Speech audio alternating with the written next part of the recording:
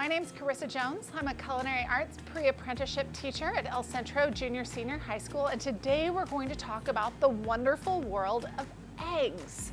Specifically, we're going to be making hard-boiled eggs, meringue, and hollandaise sauce. So first off, let's talk about our equipment and our recipes. All of the recipes are available for you to access, both parents, teachers, and students at scoe.net/cooking. So you guys can take a look at all the material there, including a great diagram of an egg, so you can kind of take a look at all of the pieces. It's a good fill-in-the-blank activity for kids of all ages. So let's start off with hard-boiled eggs. So first we want to make sure that our eggs are in water and the water just covers the top of the eggs. We're going to turn our burner on. Now, we are not going to start a timer on these eggs until the water starts boiling. Start off with cold eggs, start off with cold water. As soon as the water comes up to a boil, which is 212 degrees, we are going to start a timer. For a good hard-boiled egg, you want 6 to 7 minutes. So I made some earlier. I brought them up to a boil. I started my timer. We went through 6 minutes. I turned it off, automatically plunged them right into some ice water. The cool thing about ice water is it actually makes the egg protein on the inside contract, and it pulls the egg on the inside away from the shell. So the nice thing is it's very easy to crack. I'm gonna kind of roll this around. My favorite trick when it comes to cracking eggs is actually peel them underwater. This helps the shell just pop right off, and you wind up with a nice, smooth egg. So, see, nice and easy, beautiful little hard-boiled egg. Now let's take a look on the inside, because this is the real trick. Cut it open, nice.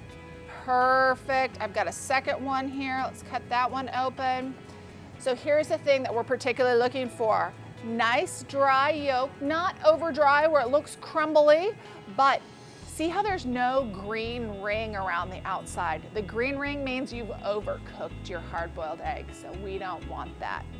So hard-boiled eggs, pretty easy. Bring your eggs up to a boil. Set a timer for 6 minutes. Ice water, and you're good to go. The next thing we're going to do is a meringue. So with a meringue, we're going to be separating egg yolks from egg whites. So I have right here 4 ounces of egg whites. Now here's the ratio for a meringue. It's 2 to 1. We want 2 parts of sugar to 1 part of egg whites. I'm going to put the egg whites in my mixer. We're going to be using a whisk attachment. You can totally use a hand mixer for this. Don't try this with a hand whisk. It will take you forever. So we're going to crank this up, start our mixer. As soon as you start seeing bubbles, then you're going to want to slowly add in your sugar. You want to rein it in like a summer storm. Just slowly add in the sugar. As soon as your sugar is all incorporated, then you can turn your speed up.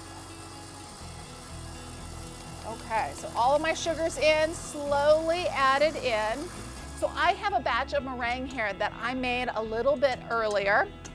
See how nice and white it looks? Also, the stiff peaks are exactly what we're going for. See how the peak kind of comes up and looks like a little mountaintop. So the cool thing about the meringue is that you can eat it just like this, like on a lemon meringue pie, but you can also bake it in the oven, slow and low, 170 degrees. I usually do my baked meringues overnight. So last night I baked some, I did some kisses, and I did some little pavlovas. I'm gonna show you those in just a minute. Really quick, easy dessert, super tasty. Our last egg coagulation experiment is going to be hollandaise sauce. So when we talk about coagulation, we're actually talking about the egg firming up, kind of changing its state. So with a hard-boiled egg, we're actually coagulating that egg protein with heat. With meringue, we're coagulating that egg protein with agitation. With hollandaise, we're actually going to be doing both heat and agitation. We're also going to be forming an emulsion. So an emulsion is when we combine water and fat and get them to stay together in a nice, smooth, creamy state. So let's talk about the ingredients that we have. We've got our egg yolks. This is perfect because I used egg whites earlier. Now I'm using my egg yolks. So I put those in my bowl. Give that a little whisk. I want to put in my salt right away. Give that a little whisk. Lemon juice. I like using fresh squeezed lemon juice. You can always adjust this at the end. Taste your food as you're going along. We always want to be tasting for fat, salt, and acid. Now the next ingredient is a little bit of Dijon mustard. This may seem a little bit odd, but Dijon mustard, or if you have dry powdered mustard at home, are really good because they help emulsions form. So they help everything come together. So I'm just going to use the back of my spoon here to get that mustard in there. We're going to give that a little whisk. Get that all to come together. Now a lot of hollandaise is about controlling your heat. So if I start to see this cooking too quickly, I'm going to take it off the burner and put it on the countertop. So here's what we've got set up. We have our burner. We have a bowl, we have a pot with some boiling water. We also have a bowl set up. This is called a bain-marie or a double boiler. So we're going to keep whisking this. I also have some butter that's already melted and ready to go. As I start seeing this thicken up, I'm going to add in a little butter. This whole process shouldn't take you more than maybe 5 to 7 minutes. And here's the cool thing. Hollandaise is amazing with eggs. It uses eggs, it's yummy with eggs, can't get enough of it. So I'm just starting to thicken up. You can see the mixture's looking a little bit frothy. I'm gonna add in my first little bit of butter. Whisk, whisk, whisk. Whisk, whisk, whisk. Add in a little more butter. Whisk, whisk, whisk. Okay, I'm getting a little nervous because it's hot underneath there. Look at that steam. Okay, we're gonna add in a little bit more butter. Whisk, whisk, whisk. You see this starting to look saucy. The texture that we're going for is a texture called nappe. Nappe is going to be coating the back of the spoon, and you'll be able to kind of run your finger through it. So I'm gonna add in the last of my butter. Actually going to put this on the heat here for a second. I'm gonna take it off the burner even. That way we don't have any more heat being added. Got boiling water. Just a refresher that boiling water is at 212 degrees, so we've got heat. We're good. Gonna keep whisking. I'm gonna do a little test for nappe. I've got my spoon here. It's coating the back of the spoon. We run our finger through. Oh yeah, that's perfect. So we're gonna hold that off to the side. Okay, I want this to be just a little bit thicker because we're gonna be putting this over the top of some steamed asparagus. And we want it to kind of cover that asparagus like a nice fluffy blanket. Now, I want to add in, I added some salt in, I want to add in some pepper. I'm not going to use black pepper. I'm going to use a little bit of cayenne.